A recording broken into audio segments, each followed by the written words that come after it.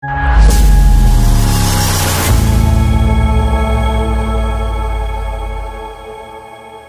के ऊपर बापू के जब सत्संग सुने उसके बाद में हम बापू को मानने लगे और मेरे जीवन में बहुत परिवर्तन हुआ। जहाँ पे हमारा इनकम 4,000 रुपये महीने की थी वो लाखों में हो गई। बापू जेल में नहीं, भारत की संस्कृति और संस्कार जेल में है। बापू को वही पहचान सकते हैं जो बापू के सानिध्य में आए हैं और उस सानिध्य का लाभ उठाए हैं। लेकिन ये भारत का दुर्भाग्य है कि बापू जैसे संत को जेल में रखा गया है। इसको आने से इस ब्रह्मांड में ऐसी कोई शक्ति नहीं है जो कोई बापू को बाहर लाने से रोक सकती है। दावे के साथ में कहता हूँ कि प्रत्यक्ष मोदी जी जो प्रधानमंत्री हैं पूज्य बापू जी के आशीर्वाद से हैं। सालों से संत आसाराम जी बापू आश्रम में आते हैं। इनका यही कहना है कि जो भी आरोप लग रहे हैं आरोपों में कोई सच्चाई नहीं। मेरा नाम हरीश यादव, मुंबई डोंबिवली से। कितने सालों से जुड़े हो संत आसाराम? 1996 से।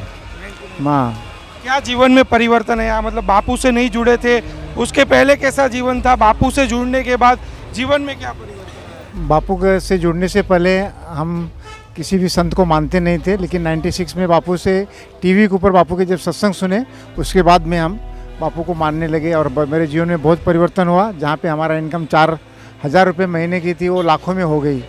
और हम एक पहले 1 रूम किचन में रहते थे, अब 3 BHK में 2-3 फ्लैट हैं। और हमारा लड़का छोटा सा था जो कि उसका एक्सीडेंट हो गया था, जीप कट गई थी। डॉक्टर ने बोला था कि इसको ऑपरेशन करना पड़ेगा, इसकी आवाज़ आएगी कि नहीं पता नहीं। लेकिन हमने श्री आश्रम का पाठ पढ़ा और पाठ पढ़ने में जैसा ही आया कि सूक्ष्म शरीर गुरु आते हैं, सभी शिक्षा रक्षा पाते हैं, तो डॉक्टर को एक दिमाग सूझ गया और उसने वो जीप का ऑपरेशन किया और बापू जी के आशीर्वाद से वो अमेरिका में भी सेटल है। ये जो बापू पे आरोप लग रहे हैं, बापू जेल में, उसके बारे में क्या कहोगे? बापू जेल में नहीं, भारत की संस्कृति और संस्कार जेल में है। भारत का दुर्भाग्य है कि बापू जेल में है। बापू के जेल से, बापू तो ब्रह्मज्ञानी संत हैं, बापू तो कहीं भी रहे, उन्हें आनंद में है, मौज में है। लेकिन ये भारत का दुर्भाग्य है कि बापू जैसे संत को जेल में रखा गया है। सरकार आज नहीं तो कल इस सरकार को बापू से माफ़ी मांगनी पड़ेगी और माफ़ी मांग के बापू को छोड़ना पड़ेगी। बापू को अभी तक न सरकार, न बाहर यहाँ की जनता, न मीडिया पहचान पाई है। ये जो आरोप लग रहे हैं उसमें कितनी आरोप में 2000% झूठा है। आरोप कोई सच्चाई नहीं है, न पहले भी था न अभी है, न कभी सच्चाई बिल्कुल, मतलब 0.00% भी बोलेंगे तो कोई भी इसमें आरोप में कोई सच्चाई नहीं। सालों से बापू के आश्रम में जाते हो, बापू से जुड़े हो, लोगों का ऐसा कहना कि आश्रम के द्वारा, बापू के द्वारा गलत होता है। क्या होता है वास्तव में? पहली बात तो यह है कि लोग भ्रम में, जो पेड मीडिया है, पेड मीडिया पैसे के लेके बापू के बारे में कुप्रचार कर रही है। आज भी बापू के 450 आश्रम चल रहे हैं, हर गौशालाएं चल रही हैं, बाल संस्कार चल रहा है, मातृ पितृ पूजन दिवस चल रहा है, गुरुकुल चल रहे हैं, इतनी सेवाएं चल रही हैं, युवा सेवा संघ चल रहे हैं, इतनी बापू जी की सेवाएं। मैं सिर्फ भारत की नहीं बात कर रहा, मैं पूरे विश्व की बात कर रहा हूँ कि बिना सरकारी किसी सुख सुविधा से जो भी संस्थाएं हैं, सबसे पहली नंबर अगर कोई संस्था है तो संत श्री आसाराम जी बापू की संस्था है जो इतनी सेवा कार्य करती है। बाकी कोई भी संस्था है, जो चाहे गवर्नमेंट की हो या प्राइवेट, कोई भी संस्थाएं सेवा नहीं करती। लोग 10% सेवा करते हैं और 100% दिखाते हैं। यहाँ पे 2000 टाइम सेवा करते हैं और हमारा कोई मीडिया कवरेज नहीं देता।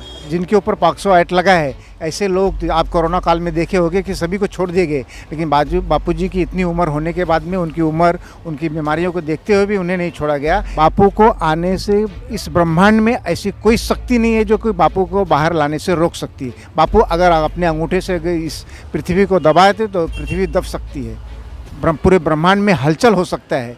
लेकिन बापू ने नहीं, संभाव रखे हैं, सबका मंगल सबका भला कर रहे हैं। क्या कारण है कि रात दिन टीवी चैनलों में चला, इतने आरोप लगे, उसके बावजूद मतलब श्रद्धा नहीं टूट रही है? श्रद्धा इसलिए नहीं टूट रही कि हमें विश्वास है और हम उसके अनुभव किए हुए हैं।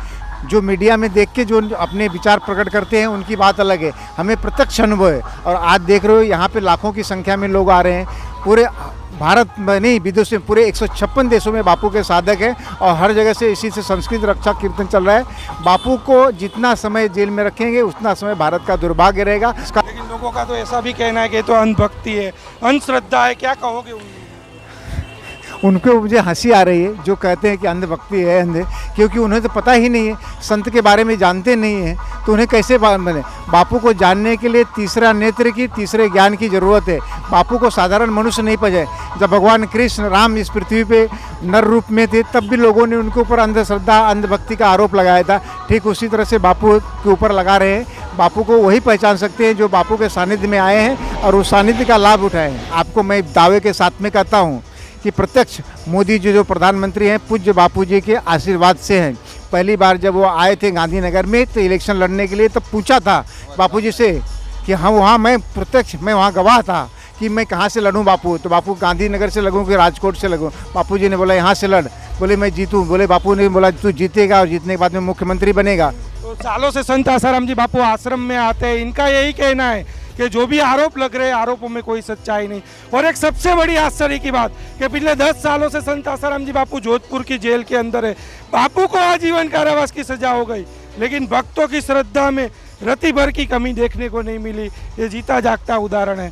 कैमरामैन अंजनी के साथ नीलेश ठक्कर, मुंबई से।